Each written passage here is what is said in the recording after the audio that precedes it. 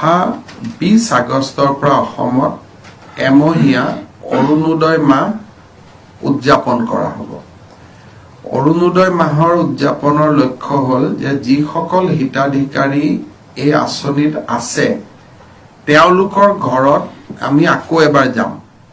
মানুহজন জীয়াই আছে নে নাই বা আগত যি কাৰণে পাইছিলে সেই পৰিৱেশটো ঘৰত একে আছে নে পৰিৱেশটো উন্নত হৈছে। যদি উন্নত হৈছে চৰকাৰী চাকৰি পাই গ'ল বা গাড়ী কিনি ল'লে তেতিয়া তেওঁলোকৰ জায়গাত আন দুখীয়া মানুহে অৰুণোদয় পাব।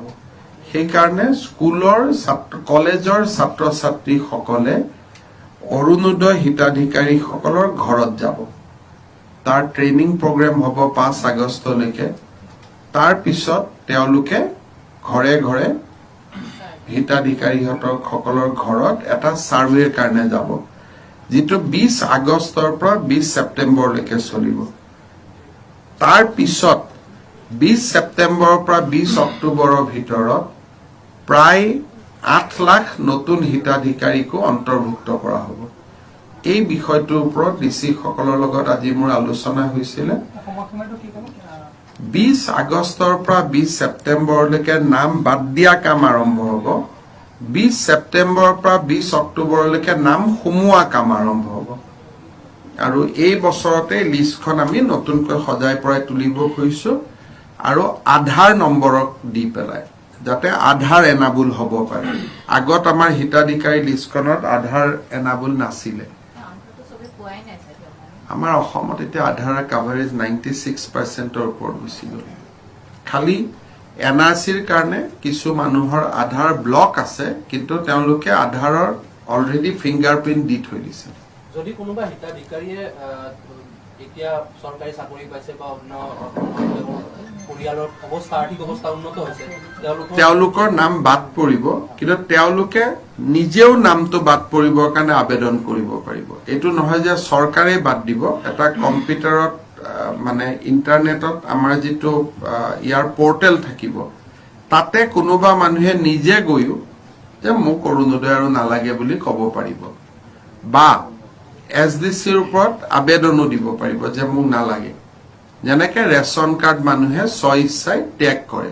ধৰক এইবাৰে আমাৰ পুলিচৰ 10,000 ল'ৰা চাকৰি পালে, তাৰ যদি কোনোবা ফেমিলি কেইদিনমান আগতে এতিয়ালৈকে আমাৰ চৰকাৰ অহাৰ পিছত 32,000 চাকৰি দিলো, কিজানি সেই 32,000ৰ 10,000ৰ ঘৰত অৰুণোদয় আছিলে, তেওঁলোকে নিজে এৰিব পাৰিব। 20 আগষ্টৰ পৰা স্কুলৰ ছাত্ৰ-ছাত্ৰী কলেজৰ স্কুল নহয়, কলেজৰ ডিগ্ৰী 3rd ইয়াৰৰ ষ্টুডেণ্টসকল, বিশেষকৈ NSS আৰু NCCৰ লগত জড়িত থকা ছাত্ৰ ছাত্ৰীসকল পৰিয়ালসমূহৰ ঘৰে ঘৰে যাব। অহা 20 আগষ্টৰ পৰা অসমত এমহীয়া অৰুণোদয় মাহ উদযাপন কৰা হ'ব। অৰুণোদয় মাহৰ উদযাপনৰ লক্ষ্য হ'ল যে যিসকল হিতাধিকাৰী এই আঁচনিত আছে তেওঁলোকৰ ঘৰত আমি আকৌ এবাৰ যাম। মানুহজন জীয়াই আছে নে নাই বা আগত যি কাৰণে পাইছিলে সেই পৰিৱেশটো ঘৰত একে আছে নে পৰিৱেশটো উন্নত হৈছে। যদি উন্নত হৈছে চৰকাৰী চাকৰি পাই গ'ল বা গাড়ী কিনি ল'লে তেতিয়া তেওঁলোকৰ জায়গাত আন দুখীয়া মানুহে অৰুণোদয় পাব। সেই কাৰণে স্কুলৰ কলেজৰ ছাত্ৰ ছাত্ৰীসকলে অৰুণোদয় হিতাধিকাৰীসকলৰ ঘৰত যাব। তাৰ ট্ৰেইনিং প্ৰগ্ৰেম হ'ব 5 আগষ্টলৈকে। তাৰ পিছত তেওঁলোকে ঘৰে ঘৰে হিতাধিকাৰীসকলৰ ঘৰত এটা সাৰ্ভেৰ কাৰণে যাব, যিটো 20 আগষ্টৰ পৰা 20 ছেপ্টেম্বৰলৈকে চলিব। তাৰ পিছত 20 ছেপ্টেম্বৰৰ পৰা 20 অক্টোবৰৰ ভিতৰত প্ৰায় 8 লাখ নতুন হিতাধিকাৰীকো অন্তৰ্ভুক্ত কৰা হ'ব। এই বিষয়টোৰ ওপৰত ডিচিসকলৰ লগত আজি মোৰ আলোচনা হৈছিল। 20 আগষ্টৰ পৰা 20 ছেপ্টেম্বৰলৈকে নাম বাদ দিয়া কাম আৰম্ভ হ'ব। 20 ছেপ্টেম্বৰৰ পৰা 20 অক্টোবৰলৈকে নাম সোমোৱা কাম আৰম্ভ হ'ব। আৰু এই বছৰতে লিষ্টখন আমি নতুনকৈ সজাই পৰাই তুলিব খুজিছো আৰু আধাৰ নম্বৰক দি পেলাই যাতে আধাৰ এনাবুল হ'ব পাৰে। আগত আমাৰ হিতাধিকাৰী লিষ্টখনত আধাৰ এনাবুল নাছিলে। আমাৰ অসমত এতিয়া আধাৰৰ কাভাৰেজ 96%ৰ ওপৰত গুচি গ'ল।